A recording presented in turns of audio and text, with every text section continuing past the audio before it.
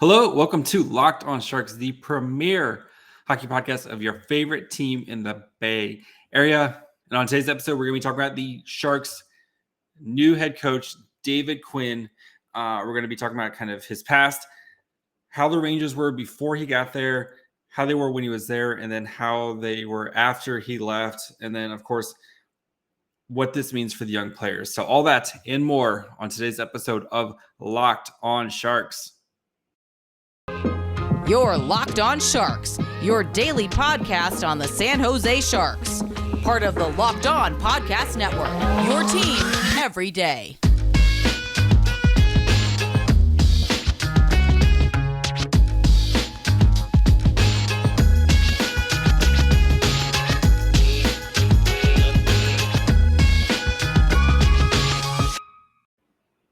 I'm your host, JD Young, contributor at Fear the Fin and San Jose Hockey Now. I want to thank you, of course, for making us your first listen. We're free and available wherever you get podcasts. And, of course, subscribe on YouTube. Today's a good YouTube day as I've made graphics. I put a lot of work into this episode. So, of course, we have to talk about the big news. That is Thomas Bordeleau. No, I know Thomas Bordeleau switched his numbers. Anyway, no, of course, the Sharks finally have a new coach.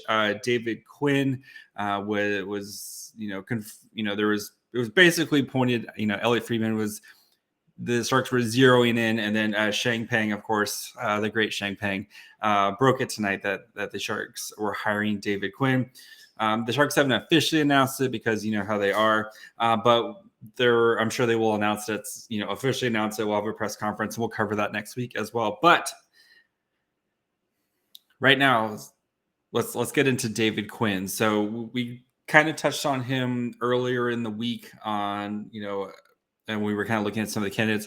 I'd actually planned to have Sarah Avampado on to talk about Warsofsky, the head coach from the Chicago Wolves, but alas, sometimes that things happen. So, but let's get into Coach Quinn and kind of his, where he kind of came from and why the Sharks hired him. So, of course, played college at Boston University, was there from 2018 from 1984 to 1988. He didn't play his last year, and then he didn't actually play hockey for the next 3 years because of a rare blood disorder. But I think he was honorarily named the captain in his last year, which is a really nice gesture. So after he got his blood disorder kind of worked out, he played in the AHL from 91 to 92 for the Binghamton Rangers, played 19 games in the AHL.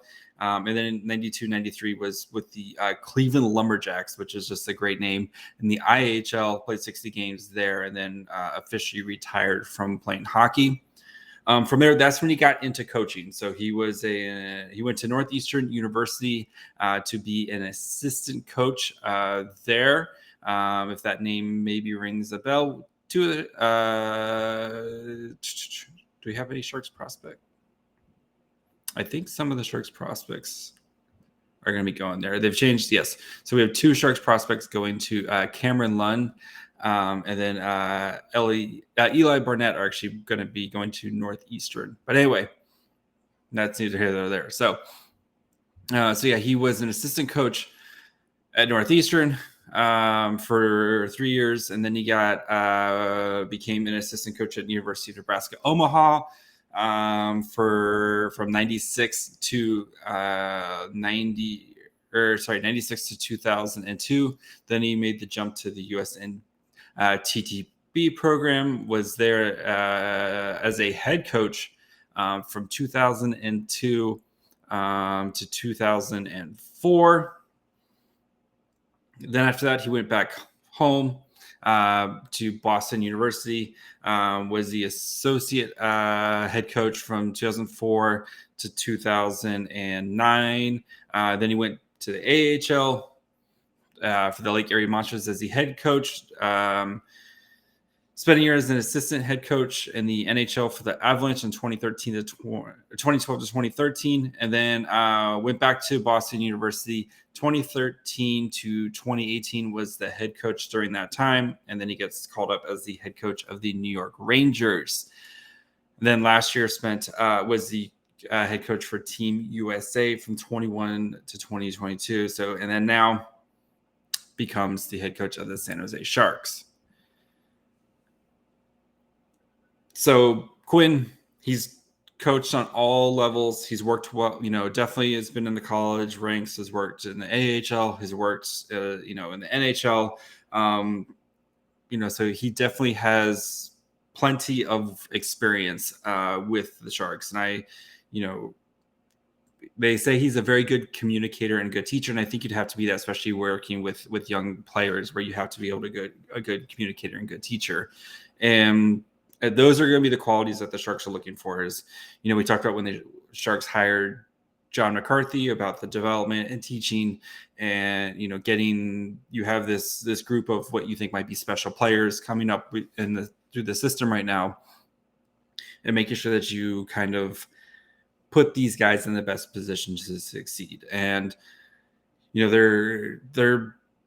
we'll see though with there's a lot of stuff that he doesn't like rookies, and he doesn't like young players, and he kind of does the same thing as like Bob Bugner, where he'll kind of move guys around if things aren't working. There was a Dauber Hockey put out, they're mostly they do a lot of fancy stuff, but they did had a nice article about after he was fired from the Rangers, of kind of a review of David Quinn's tenure with the Rangers, and how they were going through he was brought in to kind of help rebuild the Rangers, and kind of we're going through the rebuilding, going through their process, and it was going well. And I think what happened was for them is they kind of, when they signed like Panarin, and they kind of pushed it forward, and he may not have been ready for that push forward. So, in the article, they talk about guys like Lafreniere and Capo Caco, who we'll talk more about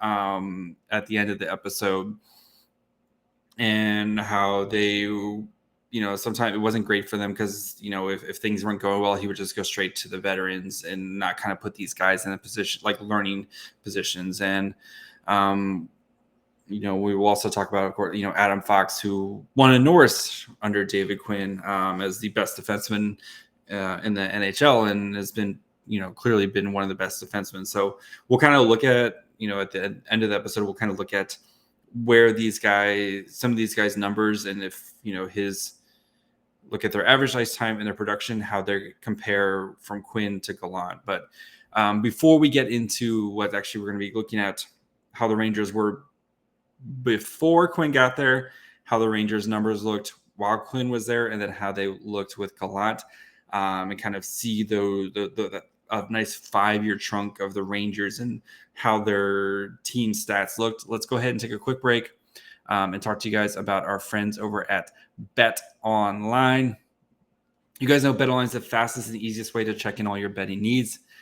Find your favorite sports and events at the #1 online source for odds, lines, and games.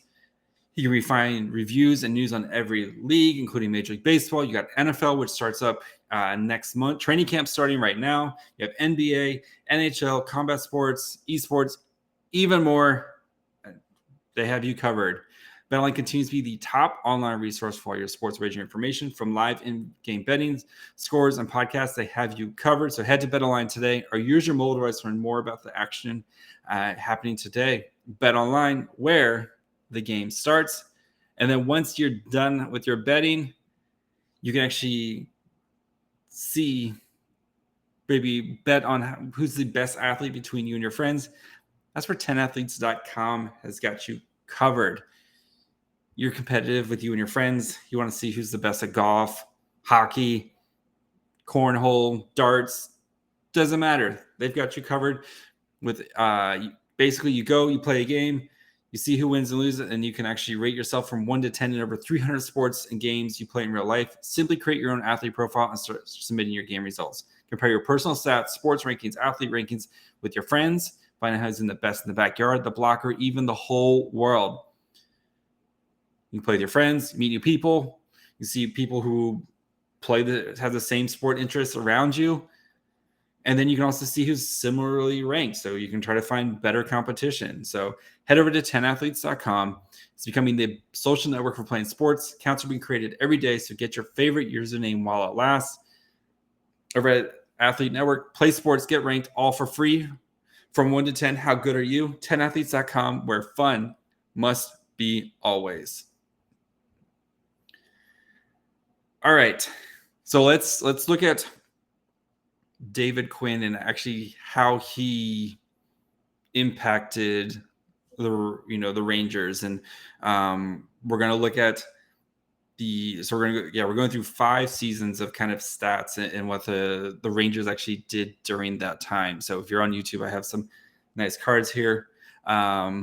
So the 2017-2018 season, the Rangers, we're going to kind of be looking at what their average age was, what their scoring, their defense, how their power play was, a penalty kill, and then their shots per game. And then we have, kind of some other stats we're going to get into. So with Alain Vigneault, the Rangers, their average age was 28.7. They're actually the 7th oldest in the league, 7th oldest team in the league. Their scoring, they were 22nd, had 2.78 goals per game. Their defense was 28th. They gave up 3.21 goals per game. Their power play was 14th at 21.16, and their penalty kill was at 12th at 81.38%. Shots for, they were 24th in the league at 24.2 shots, and then they were dead last in the league in giving up shots, and they gave up 28.32 shots per game at 5-on-5. Not good. So you can kind of see, looking at here, where they kind of made their, they outperformed their expected goals for. And then their power play was, their defense at 5-on-5 was not good. And then they didn't do much on the power play, and their penalty kill kind of hung in there for them. So where they were able to limit teams on the penalty kill, and that's kind of how they made their butter made their bread that season. So, all right. So David Quinn takes over the 2018-2019 season. They become so their average age is 27.4. So they actually become the 20th oldest. They drop or go up, and the rankings dropped in the rankings, whatever you prefer there. That is Kyle sending me a text message. So they had 24th in scoring at 2.7 goals per game. So goals per game kind of went down. Defense, 23rd at 3.26. So again, they kind of gave up, it was about the same, gave up a little bit more. The power play, 17th at 19.38. So kind of went down a little bit. Penalty kill, 27th. So went down a little bit. And then their shots per game was 30th, 22.8. And then their shots against was 25th at 26. So definitely a tough first season for him as they're kind of going through the transition and going through their rebuild. And again, when you look at the first stats, it's ugly here. So they just get on offense and defense. They're just not producing much. Their power play produces a little tiny bit on goals for over 60 than expected, but everything else it was just a bad first season. That's to be expected, especially when you have a rookie head coach who's starting a rebuild, right? But the thing is, with these, you want to see progress and how a team continues to evolve and gets better. And I think this is, we'll see that right here now, where, the next year, the 2019-2020 season. So this is the season where they played 70 games because it was shut down with COVID at the end of the season. Their average age was 26.2. They were the youngest team in the league. Okay. They were 5th in scoring at 3.33 goals per game. So a huge jump in that offense there, right? That's, over half a goal a game there. Defense, slight improvement from 24 up to 24th. The rankings were a little bit lower. It was about the same, but the goals against, so the 3.14, slight improvement there. The power play is what kind of helped them. So 7th in the power play, 22.91 percentage. The penalty kill, 23rd, 77.39. Shots per game kind of improved there. So they went from the 30th to the 18th, so 24.1. And then their shots against, so they improved a little bit to 25.26 shots per game. And then again, looking at the stats, so the offense at 5-on-5 improvements, right? The defense, whatever. Power play improvements. Their penalty kill, poo-poo platter bad. So we got to make sure wherever David Quinn hires needs to be really good on the penalty kill for his assistant coaches. So just hand the penalty kill to somebody else, okay? And then his last season, the 2020-21 season, where he was let go after this because they didn't make the playoffs this year. Average age 25.8. Again, the youngest team in the league. So that thing of him not wanting to play rookies, he's playing young players here, and we'll get into some of the ice times of some of the key guys in a minute, but he's still, it's not like he's just playing a bunch of old guys. And the Rangers were going through that rebuild, and they had a lot of young players. They signed Panarin, who was like still in his prime, and like Panarin just turned 30 this year. But you have again, we'll get into some of these like Lafreniere and Capocacco, like we'll get into some of these guys, but so he's playing them, but we'll look at their ice time and stuff like that. So, so again, youngest scoring dropped a little bit, 10th at 3.14 goals per game. And again, so these numbers that you do have to take with a grain of salt, because this was the year where you've just played the same 7 teams over in the 56 game season. So numbers are really wonky here. Like Vegas's numbers are like insane because they played a bunch of crappy teams in the West, including the Sharks. Like the Vegas played like the Sharks and the Ducks and, the Kings, who were all really bad at that time. So numbers are a little bit funky here, but we can still kind of, take them with a grain of salt. So defense, 13th, 2.77 goals per game. Power play was 14th at 20.67. Penalty kill was 10th at 82.25. And then the shots again. So the offense, they're scoring, but they're not getting a lot of constant generated offense. So they were at 22.23 shots per game. And then against, they were 17th in the league. So the defense improved here at 23.75. Again, you look at the numbers, special teams carried this Rangers team. The offensive defense was, they were okay, but they weren't that blood red that we've seen in the past couple ones. So then, of course, he gets let go, and they hired Gerard Gallant, who Sharks fans should know he was, of course, the head coach for the Vegas Golden Knights. And let's see how he kind of compares in his first season. So you still have these young guys who are kind of starting to make more and more of an impact. Of course, you have the rise of Shesterkin, who's literally the best goalie and dragged them to the Eastern Conference Finals. But so they had the 26.7, the 29th oldest team, which again, you're going to expect that now, especially with some of the younger teams that are, coming in, and you've kind of got your core and letting these guys kind of develop, right? Scoring, they were 17th in the league at 3.05 goals per game. Defense, second, 2.49. So that's where that Shesterkin factor comes in, where he is, and we'll get to the shots here in a minute, but Gallant focusing on the defense. We're going to win every game, 3-2 type of situation. So we're going to scrap out enough offense, but we have the best goalie in the world, and we're going to, if we have the best goalie in the world, we're going to win most nights. So power play, 4th, 25.23.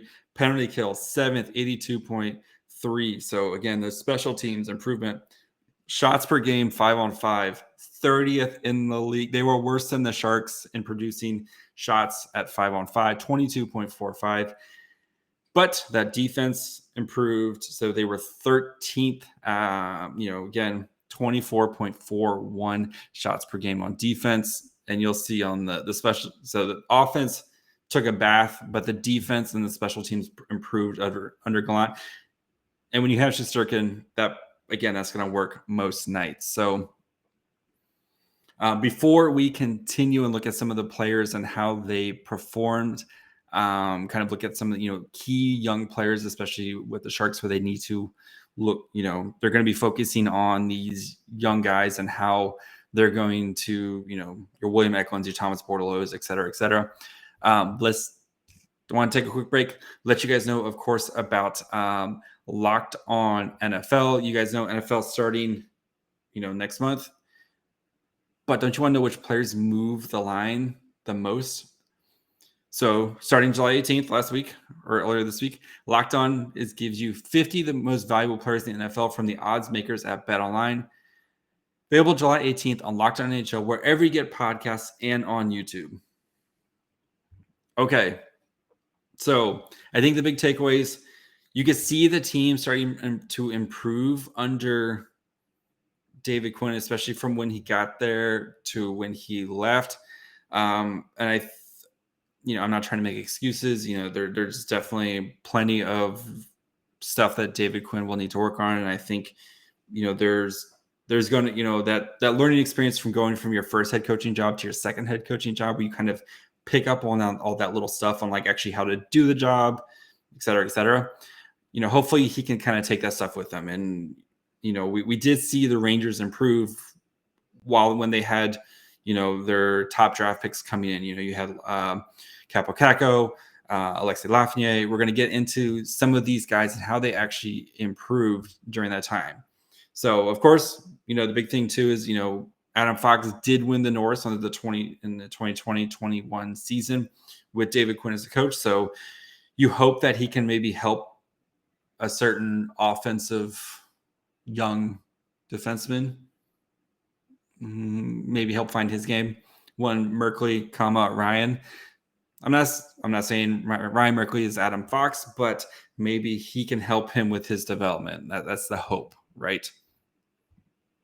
All right, so let's start with Capo Caco, who was the second overall pick in the 2019 season. He started playing since his rookie year. In the 2019-2020 season. So that was, David Quinn's second year into the job. So his first season, he had 66 games, 10 goals, 13 assists, 23 points, and average 14-17 average time on ice. All right. 2020-21 season, again, that's that shortened season. The 56 games he played, 48 of those, 9 goals, 8 assists, 17 points, and then had 14-21 average time on ice. So did get a little bit more time on ice per game, but the production wasn't. It was about equal, right? So the raw totals weren't there, but smaller sample size. So.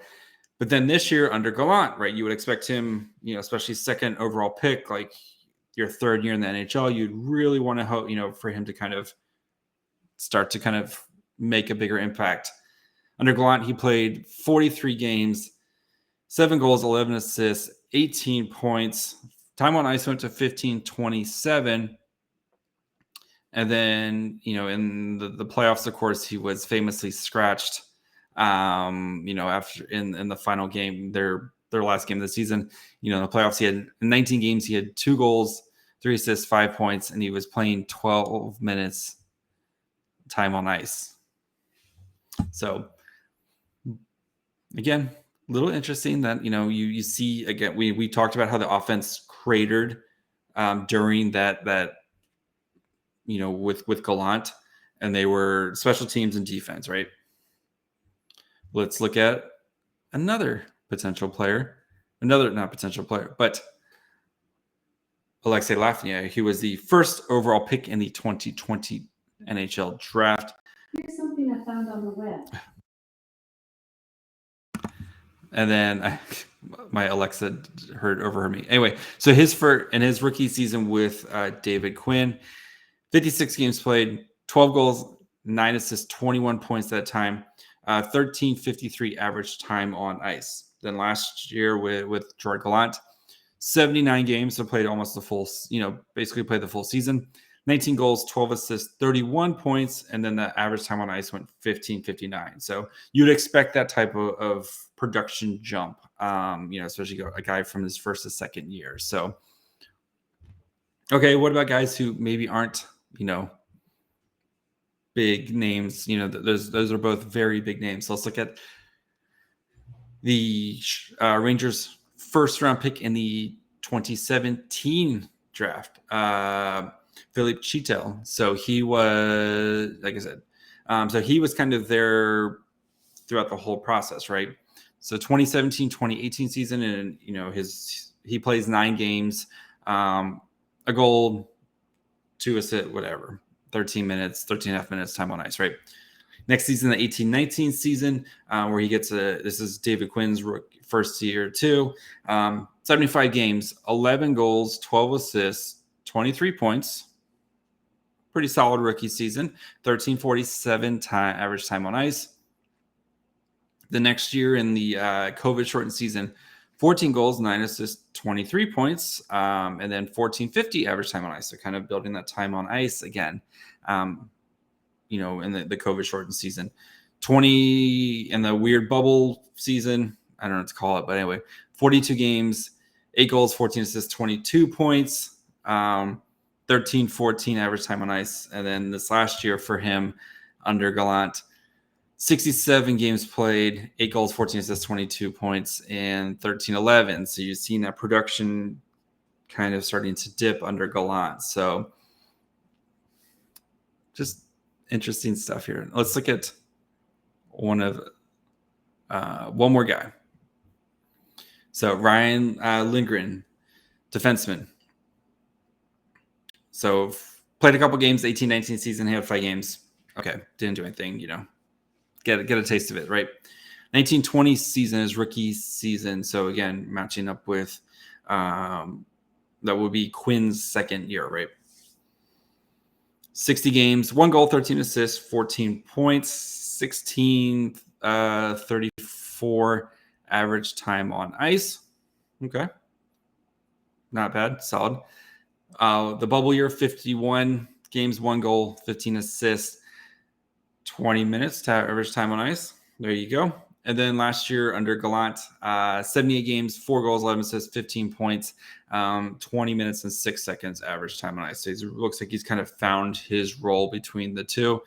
In the playoffs, though, he chipped in another 5 points and actually saw his average time on ice go up to almost 22 minutes this year. So kind of gained Gallant's favor. So again, so we'll see how David Quinn treats some of these young players,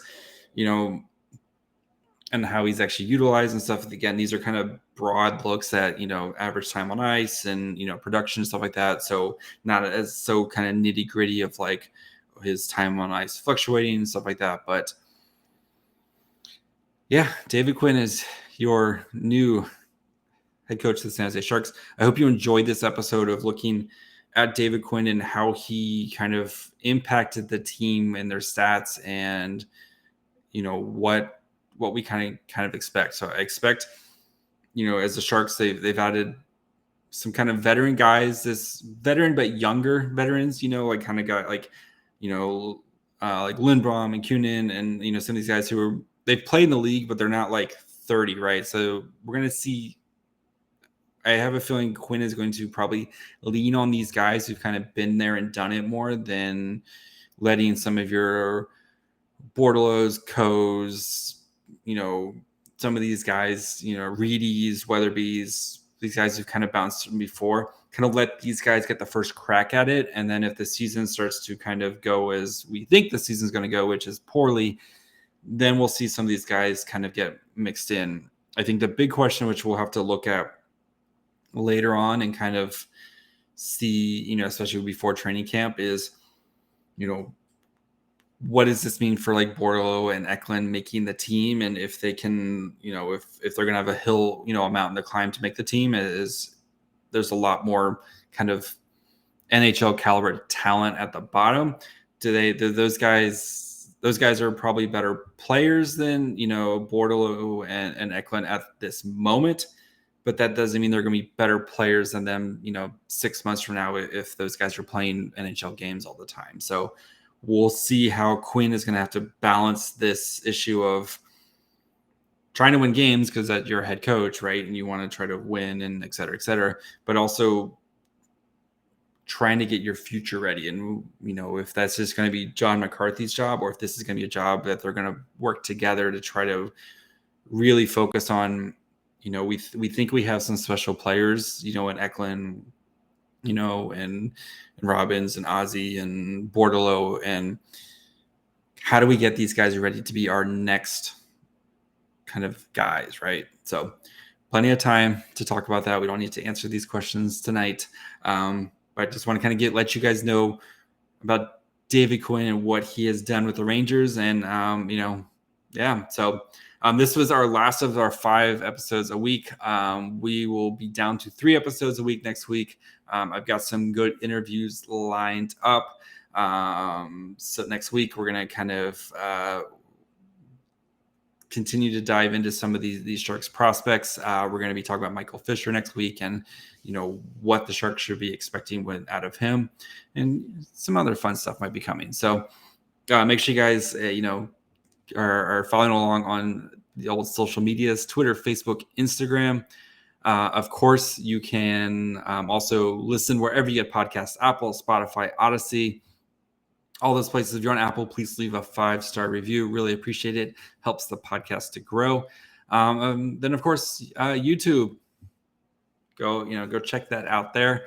I think we're pretty close to 1,200 subscribers right now. I really appreciate it. And then you can always watch these episodes first on YouTube. They come out the night before, and then all the podcasts drop at midnight so actual audio podcasts drop out at midnight. So that'll be it. Like I said, we're down to 3 episodes a week next week. When you're listening to this, go check out the Locked On NHL show.